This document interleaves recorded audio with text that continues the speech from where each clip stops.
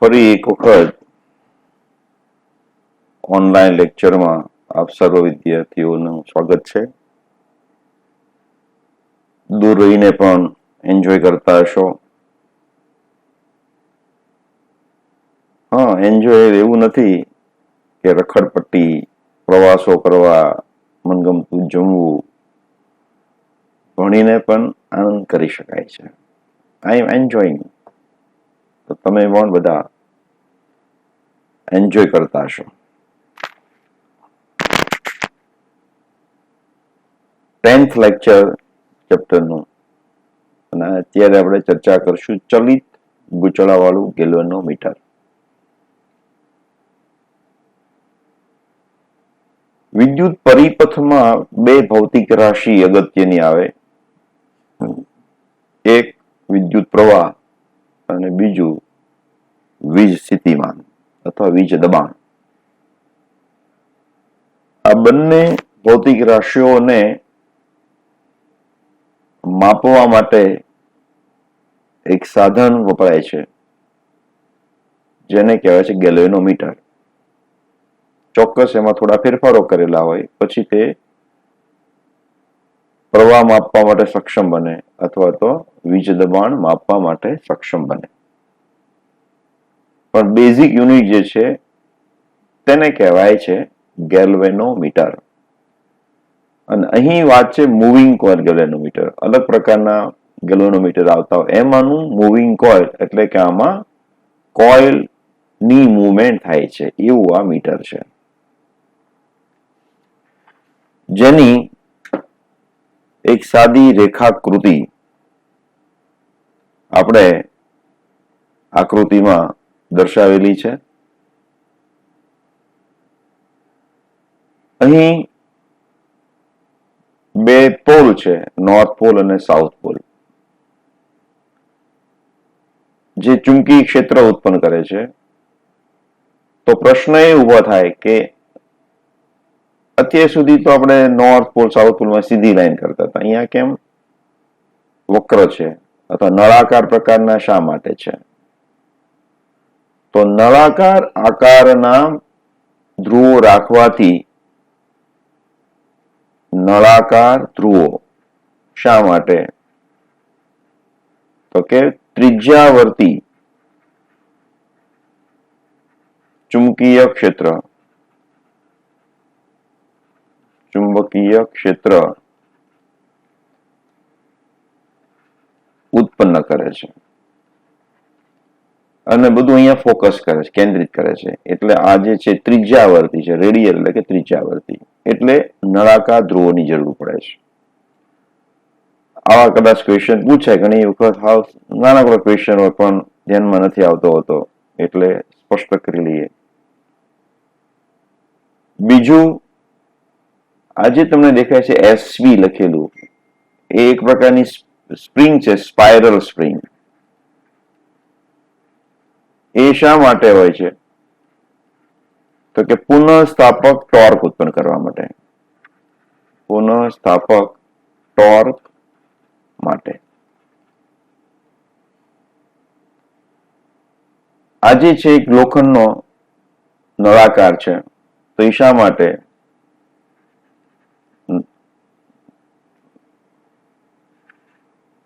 Soft iron એટલે નરમ લોખંડનો નળાકાર. નરમ લોખંડનો નળાકાર હોય છે. તો શા માટે? તો કે મેગ્નેટિક ફિલ્ડ છે તેનું લીકેજ ન થઈ જાય. ચુંબકીય ક્ષેત્ર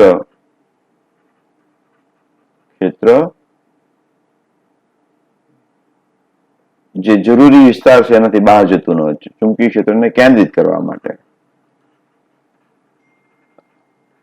તો આકાર બી હોય છે ને અહીંયા આગળ રાખીએ એટલે બધું ચુંબકીય ક્ષેત્ર એમાંથી આવે. અને કોઇલ,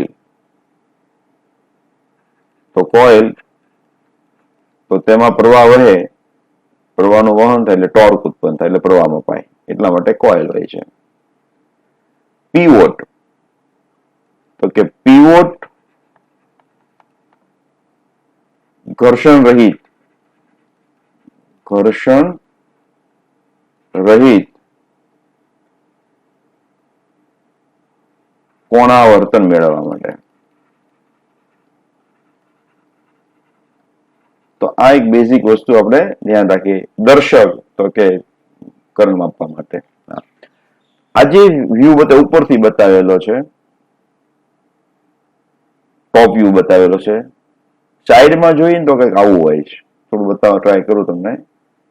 આ જે છે એ નળાકાર છે. અહીંયા વચ્ચે આ ગૂંચળું હોય છે. આ નળાકાર છે અને આ જે છે એ પોલ છે.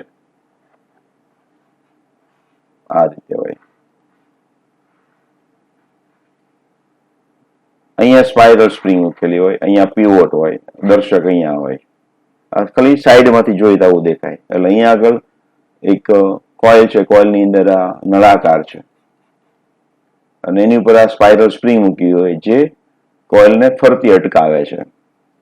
આ બાજુ નોર્થ પોલ, આ બાજુ સાઉથ પોલ, અહીંયા દર્શક અને અહીંયા સ્કેલ. તો આવી કંઈક ગોઠવણી હોય છે, પણ અહીંયા એની જરૂર નથી એટલે દર્શાવેલી નથી.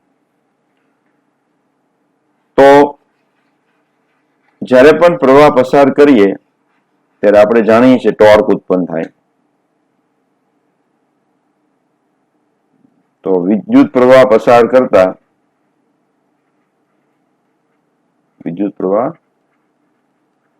કરતા કોઇલમાં ટોર્ક ઉત્પન્ન થાય છે.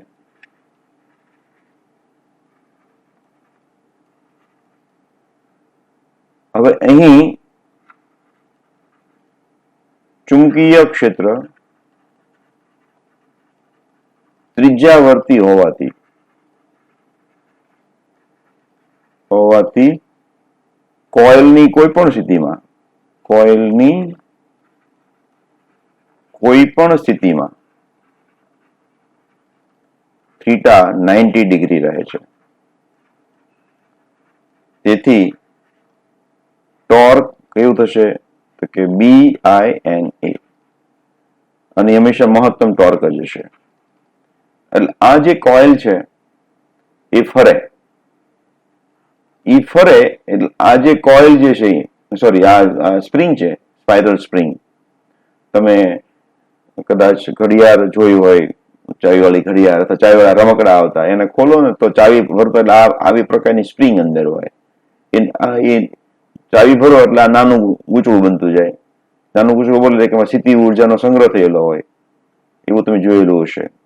તો એ શું છે તો કે જે એનર્જી સ્ટોર કરી પાછી તમને આપે છે. અહીંયા એવું નથી કરવાનું, પણ જયારે ગૂંચળું ફરે એટલે આ બીડાય એટલે સામું ટોર્ક ઉત્પન્ન કરે, જે બાહ્ય ટોર્કની વિરોધમાં હોય. અને જયારે બંને ટોર્ક સરખા થઈ જાય, કોઇલમાં ઉત્પન્ન થતું ટોર્ક અને સ્પ્રિંગમાં ઉત્પન્ન થતું ટોર્ક સરખા થાય એટલે આપણને એક સ્થિર આવર્તન મળે. તો કોઇલના કોણાવર્તનની સાથે સ્પ્રિંગમાં પુનઃ સ્થાપક ટોર્ક ઉત્પન્ન થાય છે, જે કોણાવર્તનના સમપ્રમાણમાં હોય.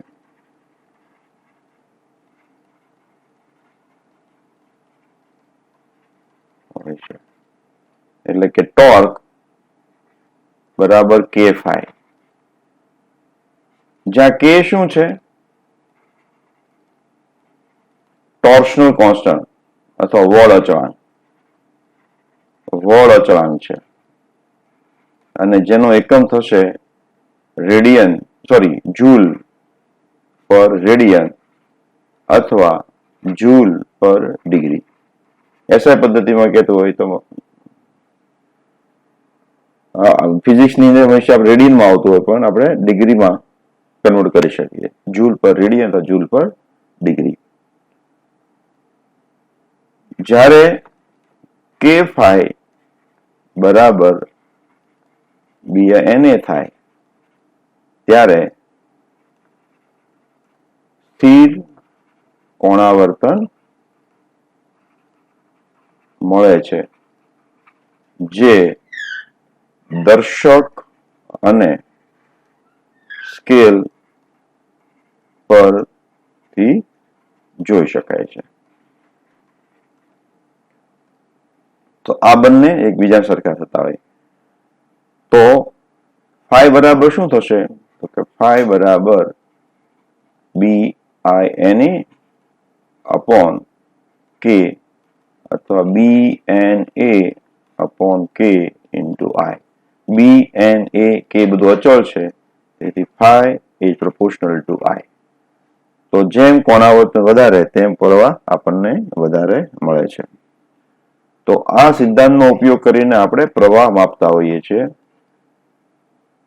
અહીં આગળ જે સ્કેલ બતાવ્યો છે અહીંયા હકીકતે જ્યારે પ્રવાહ નથી વહેતો હોતો ત્યારે સ્કેલ અહીંયા આવે છે વચ્ચે 0માં. એક બાજુના પ્રવાહની દિશામાં જો કોણાવર્તન ડાબી બાજુ થતું હોય તો પ્રવાહની દિશા ઉલટાવતા કોણાવર્તન જમણી બાજુ થાય છે. એટલે આ પરથી આપણને પ્રવાહની દિશા પણ આપણે જાણી શકીએ છીએ.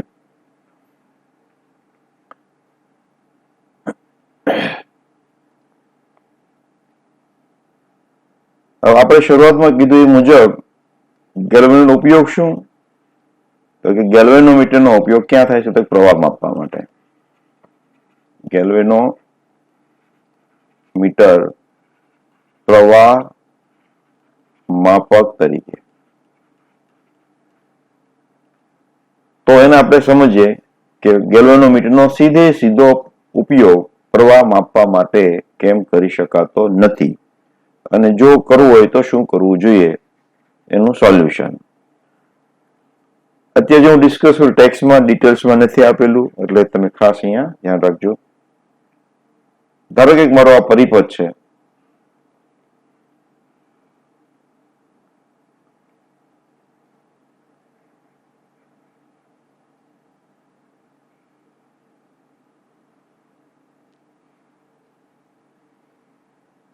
અહીંયા V અપ્લાય વોલ્ટેજ, આ જે પરિપથનો અવરોધ R, તો અહીંયા પ્રવાહ કેટલો વહેતો હશે? તો I is equal two V upon R. આ પ્રવાહ આપણે માપવો છે તો V ની વેલ્યુ મૂકીએ, R ની વેલ્યુ મૂકીએ તો જે પ્રવાહ આવશે એટલો તમને ગેલ્વેનોમીટર દ્વારા પ્રવાહ મળવો જોઈએ. ગણી તો શકાય પણ માપવું હોય તો ગેલ્વેનોમીટર જોડવાનું. ગેલ્વેનોમીટર ક્યાં જોડવાનું? તો કે પરિપથમાં શ્રેણીમાં. તો અહીંયા ધારો કે હું ગેલ્વેનોમીટર જોડું છું અને ગેલ્વેનોમીટરનો ખુદનો અવરોધ છે RG. તો હવે પ્રવાહ કેટલો વહેશે? તો I prime is equal two V upon R plus RG. પરિપથમાં ગેલ્વેનોમીટરનો અવરોધ ઉમેરાઈ ગયો, પ્રવાહ તેથી ઘટી જશે. તો અહીંયા તમે જોશો છેદમાં R છે, અહીંયા છેદમાં R પ્લસ RG છે. તો આપણે કહી શકીએ અહીં I prime is less than I છે. એટલે આપણે માપવો તો I પણ મપાશે I પ્રાઇમ, એટલે કે ખોટું રિઝલ્ટ આપે. હવે જો પ્રવાહ આપણે સાચો માપવો હોય તો આ વેલ્યુ જે RG ની વેલ્યુ નાની હોવી જોઈએ તો એ શક્ય બને. RG તો કોઇલનો અવરોધ છે જે આપણે ઉપર ચર્ચા કરી. અહીંયા જે કોઇલ હોય છે એનો અવરોધ છે. તો કોઇલ આપણે કાઢી નાખીએ તો થાય. તો કોઇલ કાઢી નાખીએ, ગેલ્વેનોમીટર નથી બનવાનું. તો કંઈક એવી વ્યવસ્થા ઊભી કરીએ કે જેથી કરીને પ્રવાહના મૂલ્યમાં ફેરફાર ન થાય. તો આ સોલ્વ કરવા માટે એક વધારાનો અવરોધ ગેલ્વેનોમીટરને સમાંતર જોડી દેવામાં આવે છે અને જેને કહેવામાં આવે છે શન્ટ. તો હવે આપણે જોજો આવું બનશે. આ શન્ટ છે, આ S. તો હવે પ્રવાહ કેટલો થશે જુઓ. I double prime is equal to apply voltage V. તમે પરિપથનું એનાલિસિસ શીખી ગયેલા છો, શ્રેણી અને સમાંતર જોડાણ. તો હવે આ બે સમાંતર છે, RG અને S. તેનું સમતુલ્ય શું થશે? તો કે RGS upon RG plus RS. RG plus RS. સમજમાં આવ્યું? RG RS upon RG plus RS. આપણે RS કહી દઉં. આટલો અવરોધ આનો બે સમાંતર એટલે, અને પ્લસ આર તો છે જ તે. હવે તમે જુઓ, જો RS is very greater than less than RG હોય, સમજો RS is very less than RG, તો RS ને અહીંયા આપણે નિગ્લેક્ટ કરીએ. આ નિગ્લેક્ટ કરીએ છેદમાં શું વધ્યું અહીંયા, એટલે કે છેદમાં છે RG ઉડી જાય તો RS આવશે. ફરી RS તો પાછું નાનું છે, તો R ના પ્રમાણમાં RS નાનું છે, તો RS ને પાછો નિગ્લેક્ટ કરો તો V upon R આવી ગયું. તો લગભગ આ કરંટ કેટલો આવશે, I જેટલો. કઈ કન્ડિશન ના આધીન, તો કે RS must be very less than RG. આ શરતનું પાલન થાય તો હવે પ્રવાહમાં મોટો ફેરફાર થશે નહીં. તો ગેલ્વેનોમીટર દ્વારા જે કંઈ પ્રવાહ મપાય એ લગભગ સાચો પ્રવાહ આપશે. બરાબર. તો શું કરવાનું થયું, ગેલ્વેનોમીટરને સમાંતર એક નાનો અવરોધ જોડી દેવાનો, જેને કહેવાય છે શન્ટ. અને શું કહેવાય છે, શન્ટ. એનું નામ ફિક્સ છે.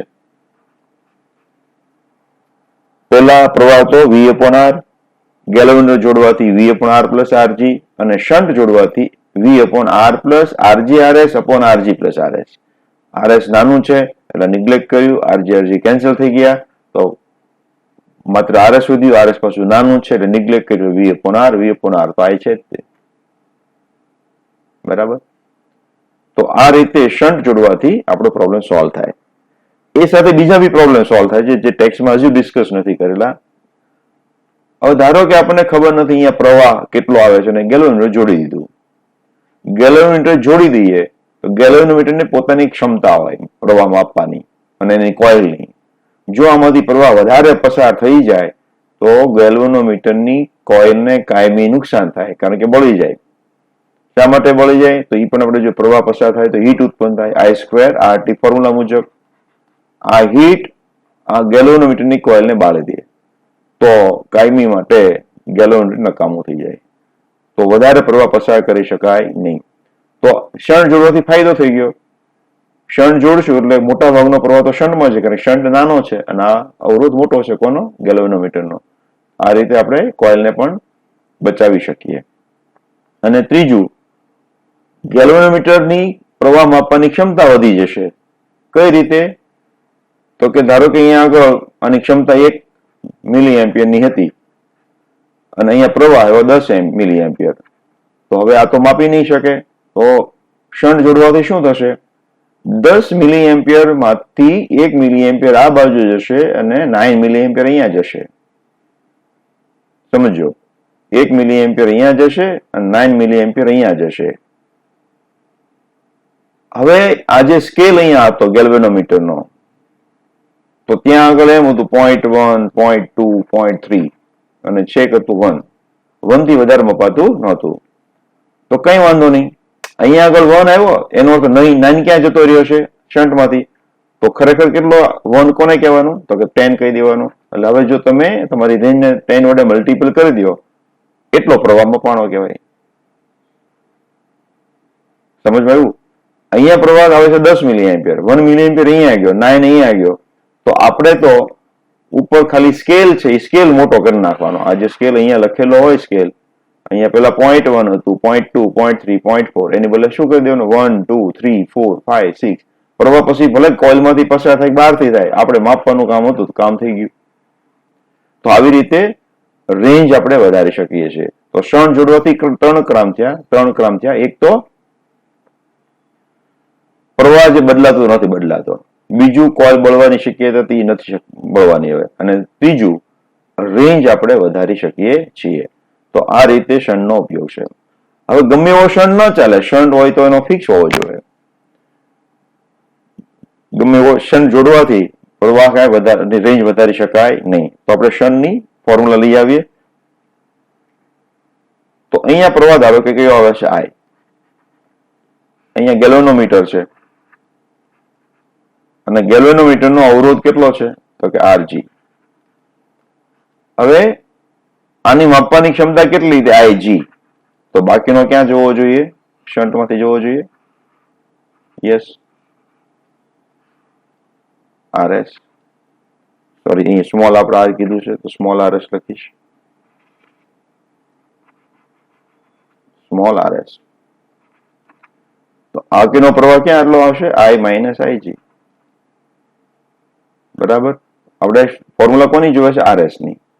તો કોઈ પણ બે બિંદુ વચ્ચેનો વિસ્થિતિમાનનો તફાવત આપણે લઈએ તો કેટલો આવશે? IG into R G. આ મુજબ. અને આ મુજબ આપણે તફાવત લઈએ તો કેટલો આવશે?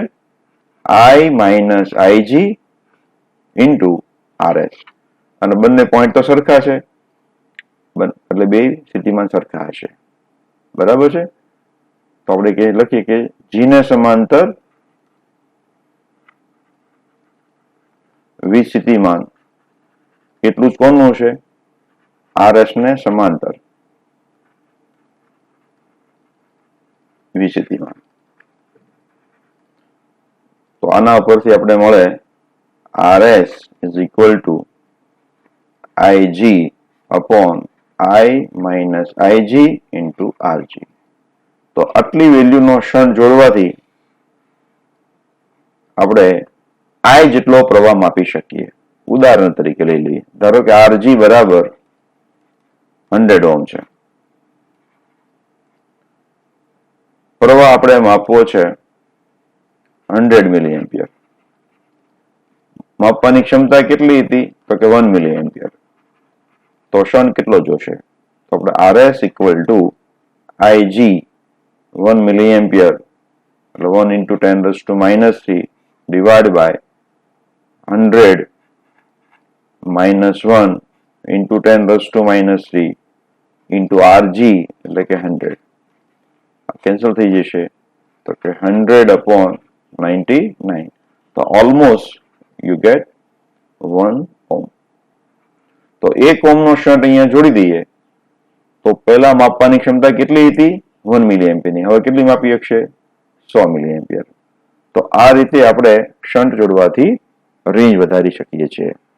હજુ બી આને આપણે થોડું વધારે સારી ફોર્મ્યુલા બનાવી શકીએ કે હું આવી રીતે લખી શકું R S is equal to ઉપર નીચે આઈજી વડે ડિવાઈડ કરી દઈએ તો અહીંયા આવશે આરજી અપોન આઈજી -1 એટલે કે આરજી અપોન n-1 જ્યાં n શું છે? આઈ અપોન આઈજી.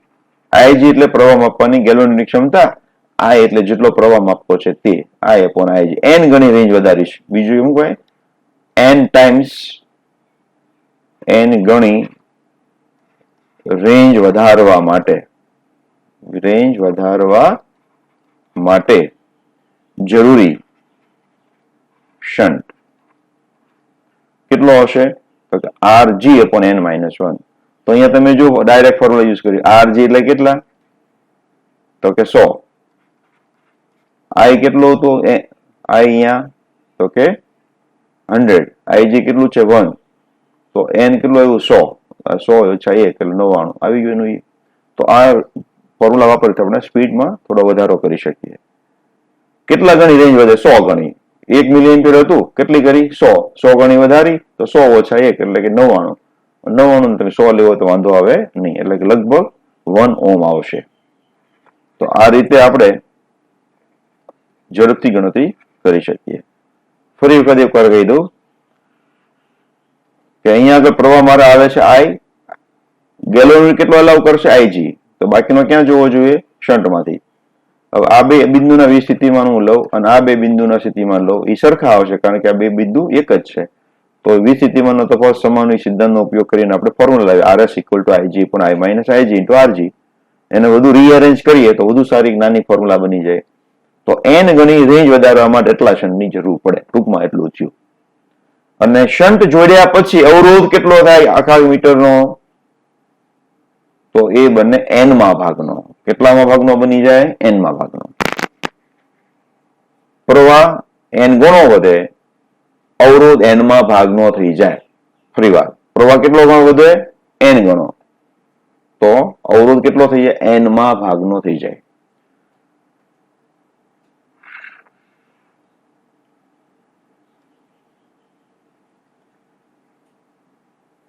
એવી જ રીતે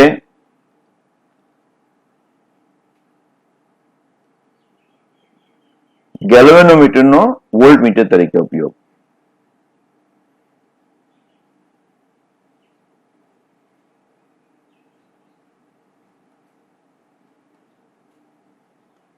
ગેલ્વેનોમીટરનો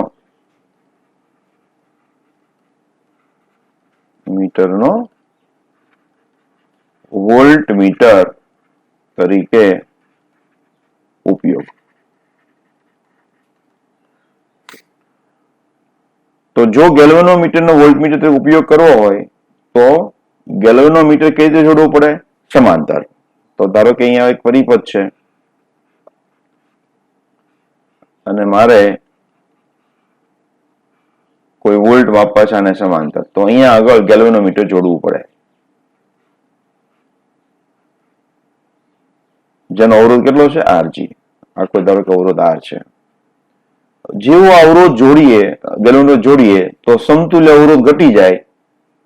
સમતુલ્ય કારણ કે સમાંતર છે, અવરોધ ઘટી જાય એટલે પ્રવાહ બદલાઈ જાય, પ્રવાહ બદલાય એટલે વોલ્ટેજ બદલાઈ જાય, એટલે કે સાચા વોલ્ટેજ માપી શકાય નહીં.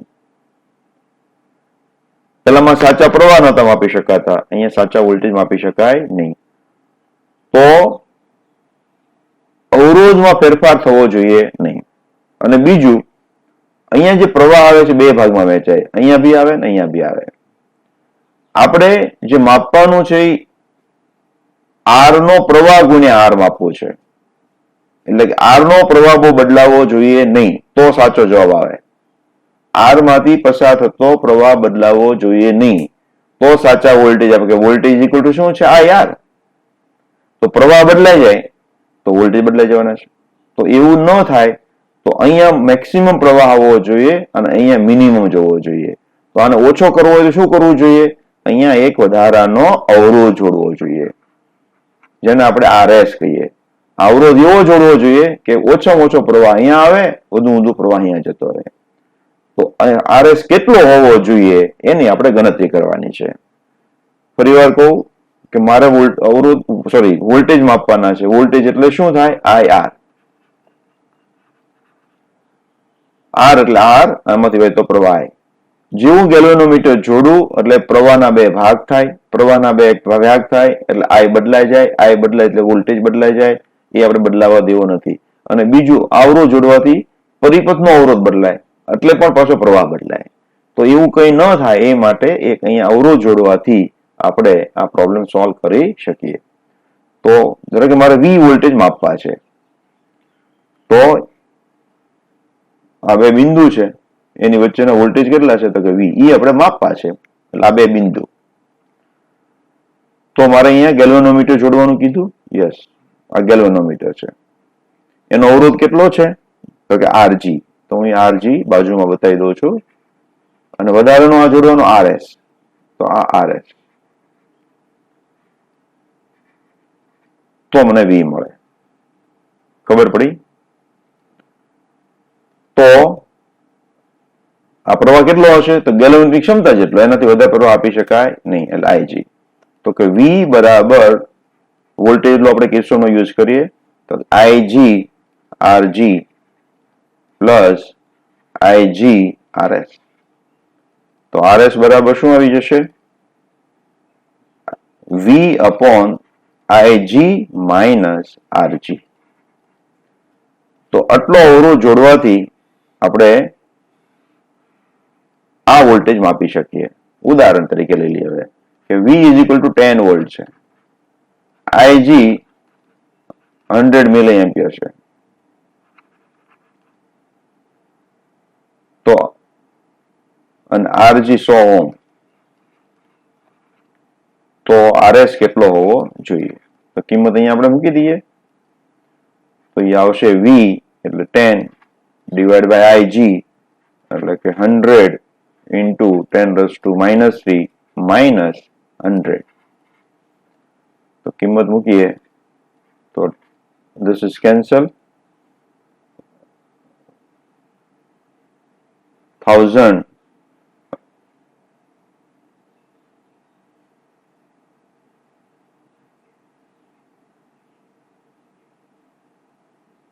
અહીંયા એક વેલ્યુ બદલું છે, 10 મિલી એમ્પિયર ની રેન્જ છે. Okay, so 10 is cancel, So 1000 minus 100. It means it is 900. 10 મિલીએમ્પિયર છે.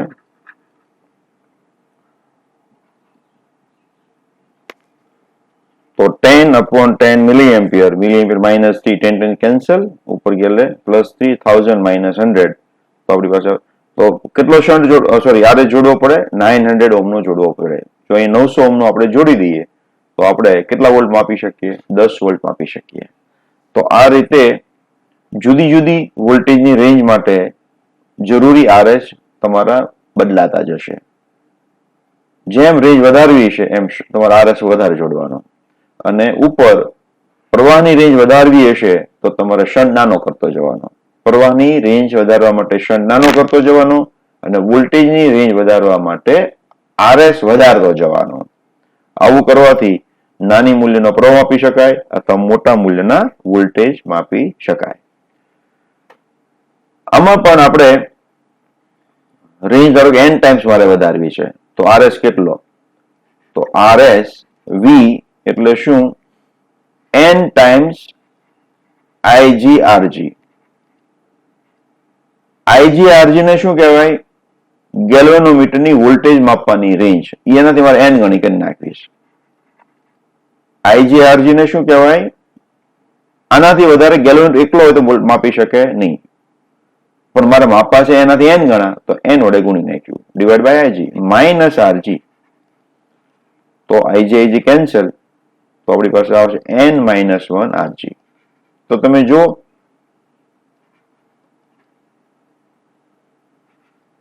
સ્મોલ આરએસ મારું શું આવ્યું હતું?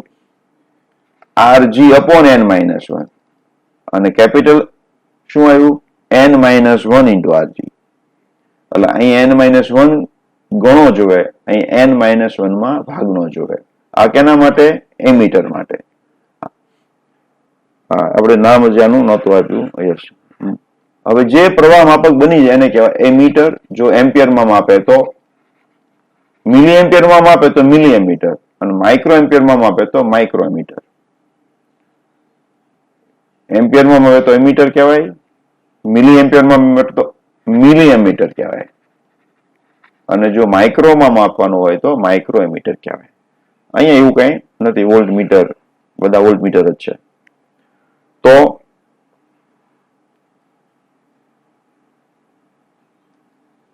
હજી એક વાત કરવાની છે, એ સંવેદિતા. તો આપણે ફોર્મ્યુલા લઈ આવ્યા, phi k phi is equal to NAB. આગળ આપણે ફોર્મ્યુલા લાવ્યા હતા ને, તો phi upon I is equal to શું થશે? NAB upon K. તો આનું એકમ થશે રેડિયન પ્રતિ એમ્પિયર. જેમ આની વેલ્યુ મોટી, phi upon I જેમ મોટું, તેમ તે મીટર નાના પ્રવાહ માપી શકે. નાના મૂલ્યનો પ્રવાહ આવે અને તમને ડિફ્લેક્શન વધારે મળે તો આવું બને, અને આને કહેવાય છે સંવેદિતા. સંવેદિતા કોની? એમીટરની. જેમ નાનો પ્રવાહ માપી શકે એમ એની સંવેદિતા વધારે. સંવેદિતા ઘણા સંવેદનશીલ, નાની વાત પર ખોટું લાગે વધારે સંવેદનશીલ. અને જો મારે આ વધારવું હોય તો શું કરવું? આટાની સંખ્યા વધારવી પડે તો એ વધી જાય. જે સ્પ્રિંગ અંદર વાપરેલી છે એ થોડીક સોફ્ટ વાપરીએ તો પણ વધી જાય. વધારે સ્ટ્રેન્થ વાળા મેગ્નેટિક પોલ વાપરીએ તો પણ વધી જાય, અને ગૂંચળું મોટું કરીએ તો એ વધી જાય. તો સંવેદિતા વધારવા માટે 4 માંથી કોઈ પણ આપણે ઉપાય કરી શકીએ. હવે આ વાત થઈ એમીટરની. વોલ્ટ મીટરની અંદર વોલ્ટેજ સંવેદિતા આવશે પાછી. તો હું એમ કરું, phi upon I, અહીંયા હું R વડે મલ્ટીપલ કરી દઉં છું બે બાજુ. તો NAB upon K R. આપણે શું કર્યું? બંને બાજુ આપણે RR વડે મલ્ટીપલ કરી દીધું. તો આને શું કહેવાય? phi upon v કહેવાય. ઇઝ ઇક્વલ ટુ શું આવશે? NAB upon KR. R છે એ ગૂંચવણનો અવરોધ છે. તો આ જે છે ડિફ્લેક્શન પર વોલ્ટ, એટલે જેમ આની મૂલ્ય વધારે એમ વોલ્ટેજ સંવેદિતા વધારે કહેવાય, જેમ આનું મૂલ્ય વધારે એમ કરંટ સંવેદિતા વધારે કહેવાય. આ વોલ્ટેજ સંવેદિતા આપે છે, આ કરંટ સંવેદિતા આપે છે. હવે અહીં આપણે નંબર ઓફ ટર્ન્સ વધારવાથી કરંટ સંવેદિતા વધારી શકાય. તો તમને વોલ્ટેજ સંવેદિતા n વધારવાથી થઈ શકે? તો કે ના થઈ શકે. કેમ? n વધારવાથી આ વધે નહીં. કેમ ન વધે? તો જો આંટાની સંખ્યા વધારીએ તો તમારે વધારે વાયર લાંબો જોઈએ. લાંબો વાયર વધારે જોઈએ તો એનો અવરોધ વધી જાય. એટલે આંટા વધારવાથી અવરોધ વધી જાય છે, જેની અસર નાબૂદ થઈ જાય. તો નંબર ઓફ ટર્ન્સ વધારવાથી વોલ્ટેજ સંવેદિતા વધારી શકાતી નથી. નોંધ કરજો ખાસ. આંટાની સંખ્યા વધારવાથી વોલ્ટેજ સંવેદિતા વધારી શકાતી નથી, પણ કરંટ સંવેદિતા ચોક્કસ વધારી શકાય છે. તો આની સંવેદિતા વધારે શું કરવાનું? બસ તમારે સ્પ્રિંગ સોફ્ટ રાખવાની થોડી, તો એ શક્ય બને. અને એ તમને વધારવા જાઓ તો તમારું વોલ્ટમીટર બલ્કી બની જાય, મોટું બની જાય. બી વધારવા માટે તમારે પોલ બદલવા પડે. એટલે આમ તો અલગ અલગ રેન્જ માપવા માટે તમારી પાસે અલગ અલગ પ્રકારના મીટર્સ હોય છે. એકનું એક મીટર બધી જગ્યાએ યુઝ કરી શકાય નહીં. અમુક રેન્જ સુધી આપણે વાપરી શકતા હોઈએ છીએ. તો શરૂઆત આપણે કરી હતી ચલિત ગૂંચળાવાળું. એની રચનાની થોડી વાત કરી, દરેકનું ઇમ્પોર્ટન્સ છે. અને એના માટેની જે આપણે ફોર્મ્યુલા બનાવી, BIN is equal to K phi, એટલે કે phi proportional to I. પછી વાત ગેલ્વેનોમીટરનું, એ મીટરમાં સીધું ઉપયોગ કરી શકાતો નથી, એમાં થોડું મોડિફિકેશન કરવું પડે. ન કરીએ તો મુશ્કેલીઓ નડતી હોય છે. કોઇલ બળી પણ જતી હોય, રેન્જ બરાબર મળતી નથી અને પ્રવાહ બદલાઈ જતો હોય. એવું ન થાય એટલે શન્ટ જોડવામાં આવે છે. તો શન્ટ કેટલો હોવો જોઈએ એની આ ફોર્મ્યુલા લઈ આવ્યા અને નાની ફોર્મ્યુલા પાછી આપણે બનાવી દીધી. એવી રીતે વોલ્ટમીટરમાં ફેરવવું હોય તો મારે RS જોડવો પડે અને એ શ્રેણીમાં જોડવો પડે. હવે સાવ શોર્ટમાં નાનકડી વાત કરી દઉં કે કરંટ માપવા માટે શું? એમીટર. એમીટર ક્યાંથી બને? તો કે ગેલ્વેનોમીટર પ્લસ શન્ટ. વોલ્ટેજ માપવા માટે એને કહેવાય વોલ્ટમીટર. બરાબર? એના માટે શું? તો કે galvanometer plus series resistor. Shunt કેમ જોડવાનું? તો કે પેરેલલ. સિરીઝ કેમ જોડવાનો? તો કે સિરીઝમાં. બરાબર? અને આ જે તૈયાર થાય એ ક્યાં જવાનું? તો કે સિરીઝમાં. અને આ જે તૈયાર થાય એ ક્યાં, કઈ રીતે જોડવાનું? તો કે પેરેલલ. શન્ટ કેવો હોવો જોઈએ? સ્મોલ. સિરીઝ કેવો જોઈએ? લાર્જ.